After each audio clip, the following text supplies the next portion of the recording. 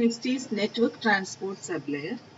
The previous sections describes a hierarchical communication architecture in which a series of smart objects report to a gateway that conveys the reported data or another medium and up to the central station. നമ്മൾ ഇതുവരെ പഠിച്ചു കഴിഞ്ഞതിലെല്ലാം അത് describe ചെയ്യുന്നത് it's a hierarchical communication architecture. അതിനകത്ത് ഓരോ smart ഒബ്ജക്ട്സും ഗേറ്റ്വേയിൽ report ചെയ്യുന്നതും and that conveys reported data or another medium and up to the central station. ആ ഒരു ഹൈറാർക്കിക്കൽ കമ്മ്യൂണിക്കേഷൻ ആർക്കിടെക്ചറാണ് നമ്മൾ പഠിച്ചു കഴിഞ്ഞത്. സ്മാർട്ട് ഒബ്ജക്ട്സ് ഗേറ്റ്വേയിൽ കമ്മ്യൂണിക്കേറ്റ് ചെയ്യുന്നു, അത് മറ്റ് മീഡിയം വഴി സെൻട്രൽ സ്റ്റേഷനിൽ എത്തിക്കുന്നു. അങ്ങനെയുള്ളൊരു കമ്മ്യൂണിക്കേഷൻ ആർക്കിടെക്ചറാണ് പഠിച്ചത്. However, practical implementations are often flexible with multiple traversal communication paths. And distribution automation or DA allows your meter to communicate with neighboring meters or other devices in the electrical distribution grid. And distribution automation it allows your meter to communicate with neighboring meters or other devices in the electrical distribution grid. For example, your air conditioning pulses fresh air at regular intervals. With DA, your neighbor's AC starts pulsing when your system pauses. In this way, the air in both houses is kept fresh, but the energy consumed from the network is stable instead of spiking up and down with uncoordinated start and stop points. Here again, the transport model changes. From a vertical structure, you are now changing to a possible mesh structure with multiple peer-to-peer exchanges. നമ്മൾ DAയുടെ distributed automation നമ്മൾ പറഞ്ഞു, it allows your meter to communicate with neighboring meters or other devices in the electrical distribution grid. With such communication, consumption load balancing may be optimized. അങ്ങനെ ഒരു distribution automation ആണെങ്കിൽ we can consume the load balancing, അല്ലെങ്കിൽ ആ load balancing എന്ന് പറയുന്നത് that may be optimized. അതിനൊരു example പറയാണ്, air conditioning pulses fresh air at regular intervals. നമ്മുടെ വീട്ടിലെ AC it pulses fresh air at regular intervals, and with the help of DA, your neighbor's AC starts pulsing when your system pauses. നമ്മുടെ system നിൽക്കുന്ന ഉടനെ നെയ്ബറിന്റെ വീട്ടിലെ AC it will start pulsing fresh air, and in this way the air in both houses is kept fresh. രണ്ട് വീട്ടിലെയും air നമുക്ക് fresh ആയിട്ട് keep ചെയ്യാം, but the energy consumed from the network is stable instead of spiking up and down with uncoordinated start and stop points. Here, one thing is the transport model changes from a vertical structure, now changing to a possible meshed structure with multiple peer-to-peer exchanges. And this communication structure thus may involve peer-to-peer, point-to-point, point-to-multi-point, unicast, and multicast communications. This communication structures peer-to-peer, point-to-point, peer-to-peer എന്ന് പറയുമ്പോൾ for example meter to meter. Point-to-point means meter to head end session. Point-to-multi-point means gateway or head end to multiple meters. Unicast and multicast communications, that means software update to one or multiple systems. In a multi-tenant environment, for example, electricity and gas consumption management, different systems may use the same communication pathways. This communication occurs over multiple media, a longer range wireless system to the gateway, and yet another wireless or wired medium for backhaul transmission. ഇതുപോലുള്ളൊരു communication സ്ട്രക്ചറിൽ peer to peer അല്ലെങ്കിൽ meter to meter communication ആകാം, അല്ലെങ്കിൽ meter to head end സെഷനിലോട്ടുള്ളൊരു communication ആകാം, unicast ആകാം, multicast ആകാം, പല രീതിയിലുള്ള കമ്മ്യൂണിക്കേഷൻസ് വരാം. ഇനി അതുമല്ല ഒരു മൾട്ടി ടെനന്റ് എൻവയോൺമെന്റ് ആണെങ്കിൽ അവിടെ different systems use the same communication pathway. Electricity relate ചെയ്ത് വർക്ക് ചെയ്യുന്നതും ഗ്യാസ് കൺസപ്ഷനും എല്ലാം കൂടെ ഒരുമിച്ച് വർക്ക് ചെയ്യുന്ന ഒരു സിസ്റ്റം ആകാം. This communication occurs over multiple media, a longer range wireless system to the gateway, and yet another wireless or wired medium for backhaul transmission. To allow for such communication structure, a network protocol with specific characteristics need to be implemented. The protocol needs to be open and standard-based to accommodate multiple industries and multiple media. Scalability and security are also common requirements. IP is a protocol that matches all these requirements. ഇതുപോലുള്ളൊരു communication സ്ട്രക്ചറിനെ support ചെയ്യണമെങ്കിൽ a network protocol with specific characteristics need to be implemented. A protocol needs to be open and standard based to accommodate multiple industries and multiple media. And scalability and security. Scalability means to accommodate thousands or millions of sensors in a single network. And our capacity and security are also common requirements. IP is a protocol that matches all these requirements. The flexibility of IP allows this protocol to be embedded in objects of very different natures, exchanging information over very different media, including low power, lossy and low bandwidth networks. For communication to be successful, network and transport layer protocols such as IP and UDP must be implemented to support the variety of devices to connect and media to use.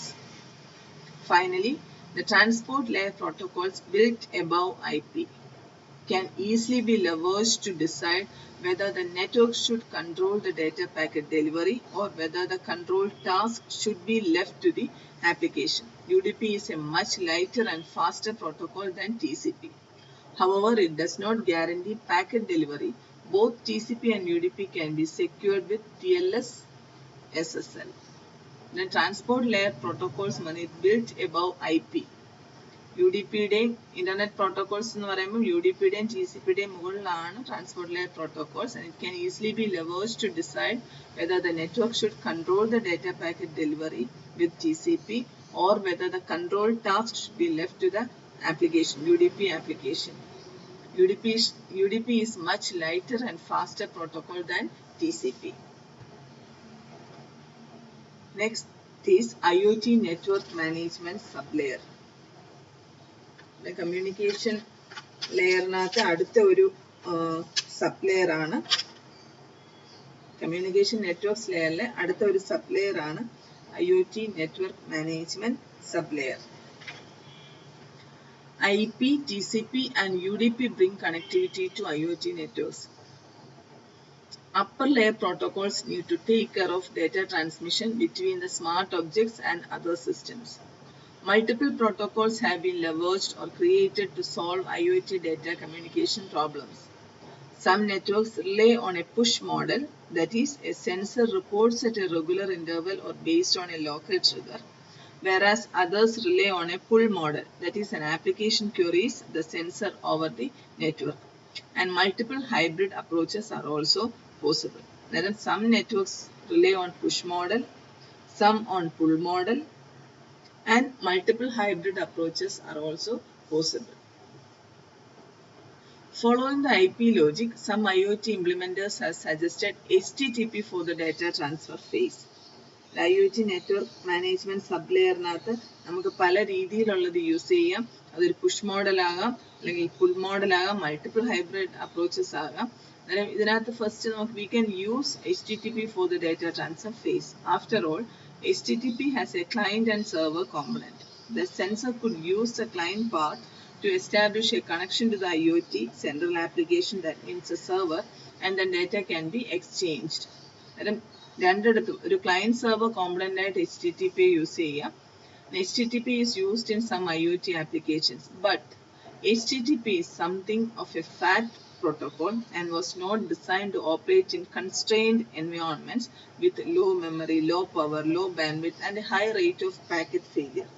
HTTP വേണമെങ്കിൽ use ചെയ്യാം, പക്ഷേ HTTP-യുടെ ഒരു disadvantage എന്ന് പറയുന്നത് it is a fat protocol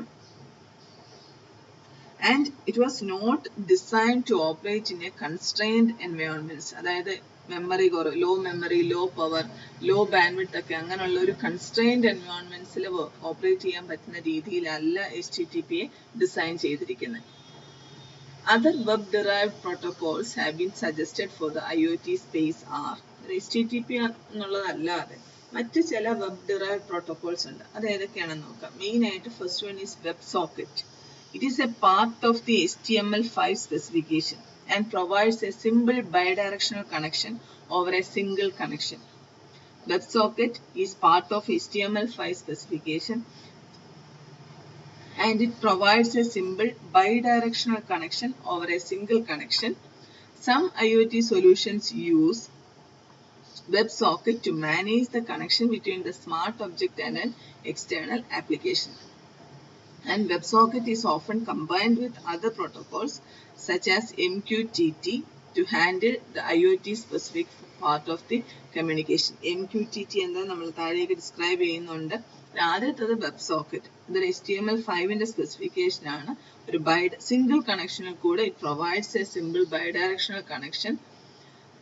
And some IoT solutions use WebSocket to manage the connection between the smart object and an external application. Second one is XMPP. With the same logic of reusing well-known methods, Extensible Messaging and Presence Protocol was created. അടുത്ത ഒരു web derived protocol ആണ് XMPP. It is based on instant messaging and presence.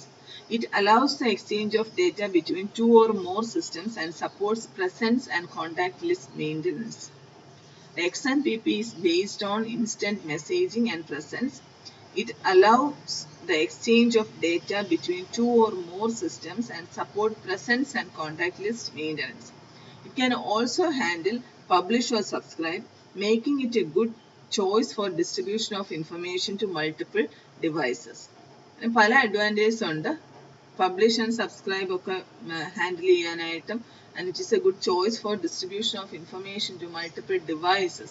ഇതൊക്കെ XMPPയുടെ advantages ആണ്. And there is a limitation for this. It's a limitation of XMPP is its reliance on TCP, which may force subscribers to maintain open sessions to other systems and may be a limitation for memory constrained objects. It forces subscribers to maintain open sessions to other sessions. ചില memory constrained ഉള്ള ഒബ്ജക്റ്റിൽ അതങ്ങനെ use ചെയ്യാനായിട്ട് അതുകൊണ്ട് പറ്റില്ല. Third one is Constrained Application Protocol or COAP. To respond to the limits of web-based protocols, another protocol was created by the IETF Constrained RESTful Environments Working Group that is called Constrained Application Protocol. COAP uses some methods similar to those of HTTP, such as get, post, put and delete. അങ്ങനെയുള്ളതൊക്കെ use ചെയ്യുന്ന HTTPയുടെ അതുപോലുള്ള commands ഒക്കെ use ചെയ്യുന്നതാണ് COAP, but implements a shorter list, thus limiting the size of the header. And COAP also runs on UDP, but whereas HTTP typically uses TCP. COAP also has a feature that is lacking in HTTP and very useful for IoT, that is called observation. COAP almost HTTP and similar ആയിട്ടാണ് work ചെയ്യുന്നത് ചില കാര്യങ്ങളിൽ. പക്ഷേ ഇത് it runs on UDP, HTTP runs on TCP, and it adds an additional feature. HTTP ഇല്ലാത്തൊരു additional feature ഉണ്ട്, that is called observation. Observation allows the streaming of state changes as they occur without requiring the receiver to query for these changes. Observation allows the streaming of state changes as they occur. എങ്ങനെ occur ചെയ്യുന്നു അതുപോലെ തന്നെ state changes stream ചെയ്യാനായിട്ട് observation help ചെയ്യും without requiring the receiver to query for these changes. Another protocol is Message Queue Telemetry Transport, that is MQTT, another common IoT protocol utilized in these middle to upper layers is MQTT. MQTT uses a broker-based architecture. The sensor can be set to be an MQTT publisher. The application that needs to receive the information can be set as the MQTT subscriber, and any intermediary system can be set as a broker to relay the information between the publisher and the subscribers. And it runs over TCP. A consequence of the reliance on TCP is that an MQTT client typically holds a connection open to the broker at all times.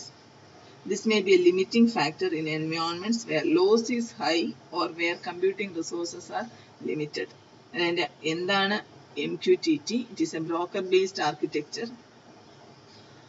അതുപോലെ it runs over TCP.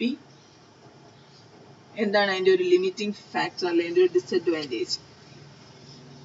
Disadvantage is in environments where loss is high or where computing resources are limited. അങ്ങനെയുള്ളിടത്ത് ഇച്ചിരി അങ്ങനെയുള്ള അതാണ് അതിൻ്റെ ഒരു disadvantage അല്ലെങ്കിൽ ഒരു limiting factor എന്ന് പറയുന്നത്.